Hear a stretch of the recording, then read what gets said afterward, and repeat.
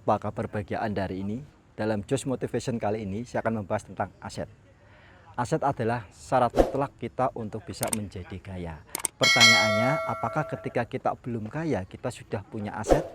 Nah, kalau jawabannya tidak punya, berarti orang miskin tidak punya kesempatan untuk naik menjadi orang kaya.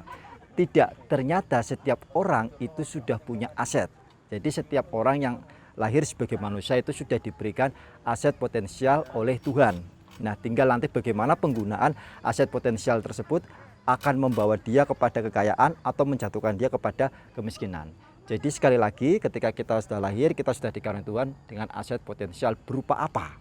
Satu, berupa otak. Nah, otak ini adalah sebuah aset. Kalau kita tepat menggunakannya, misalkan produk dari otak ini adalah pikiran, kita tepat menggunakan pikiran kita untuk menciptakan solusi, bukan untuk menciptakan masalah, kita akan menjadi kaya. Nah, kemudian aset potensial berikutnya adalah apa? Otot. Otot ini kalau kita gunakan untuk bekerja, untuk belajar, kita bisa menjadi kaya. Aset potensial yang ketiga adalah hati. Hati ini kalau kita pakai untuk bersyukur, hati ini kalau kita pakai untuk bersuka cita, maka kita akan menjadi kaya. Aset potensial. Kemudian kita juga sudah dikaruniai Tuhan dengan aset real. Aset real itu berupa apa? Pengetahuan, kenalan, dan uang. Nah, pengetahuan ini di zaman sekarang mudah sekali kita dapatkan. Kalau zaman dulu mungkin agak susah, belum adanya internet. Sekarang dengan adanya internet kita bisa dapat pengetahuan dari berbagai negara dengan berbagai bidang. Kita bisa mendapatkan pengetahuan. Cuma yang membuat pengetahuan itu nanti kaya, kita membuat pengetahuan ini membuat kita kaya atau miskin, bukan jumlah pengetahuan yang kita kumpulkan, tetapi pengetahuan yang kita praktekkan.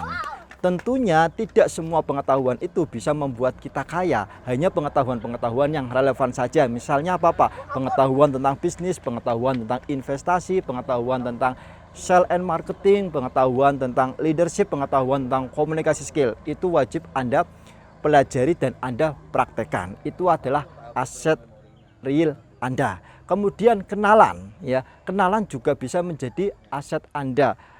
Networking Anda, relasi Anda itu manfaatkan mereka untuk bisa menjadi customer produk Anda, juga bisa menjadi partner bisnis Anda, juga bisa menjadi investor bisnis Anda, juga bisa, atau menjadi referral dari produk Anda itu juga bisa. Setidaknya kalau semuanya tidak bisa, diminta untuk mendoakan keberhasilan sukses dari bisnis Anda. Kemudian aset real berikutnya setelah tadi pengetahuan, kenalan adalah uang. Nah, uang menjadi aset kalau tepat menggunakannya. Uang menjadi liabilitas atau beban kalau salah menggunakannya. Gunakanlah uang untuk pos-pos yang produktif, maka itu akan menjadi aset. Yaitu apa? Kita belanjakan barang-barang yang nilainya mengalami kenaikan. Seperti apa? Seperti properti, seperti emas, seperti saham, dan berbagai bentuk aset yang lainnya. Kita juga belanjakan kepada barang-barang atau benda-benda yang bisa memberikan pendapatan. Seperti properti tadi, pendapatan sewa, saham memberikan dividen, emas kenaikan nilai, dan seterusnya. Sebaliknya, kalau uang tersebut kita hanya belanjakan untuk gaya hidup, itu akan menjadi liabilitas atau beban kita. Misalnya Pak, tiap hari ganti pakaian yang bermerek, tiap tahun upgrade HP dengan seri yang terbaru, sepatu juga diganti, padahal yang lama itu belum habis masa pakainya. Artinya masih bisa kita pakai dengan layak dan nyaman, hanya untuk gaya-gayaan saja. Itu salah menggunakan uang. Jadi sekali lagi, uang itu tidak penting jumlahnya, tetapi penggunaannya. Kalau penggunaan uang tadi tepat, yaitu untuk membeli barang-barang yang produktif, itu banyaknya uang itu lebih jos, lebih bermanfaat daripada sedikitnya uang. Tetapi kalau penggunaan uang tadi salah, banyaknya uang itu tidak bermanfaat karena akan dipakai untuk pos-pos yang konsumtif dan pastinya cepat atau lambat akan habis. Jadi sahabat Josh TV yang powerful, kita sudah memiliki aset potensial berupa otot, berupa otak, dan hati. Kita juga sudah memiliki aset real berupa pengetahuan, kenalan, dan uang. Tinggal kita gunakan aset potensial tadi, aset real tadi untuk menciptakan aset finansial. Yaitu apa? Bisnis yang bersistem. Itu bisa memberikan pendapatan kepada kita meski kita sudah tidak bekerja di dalamnya.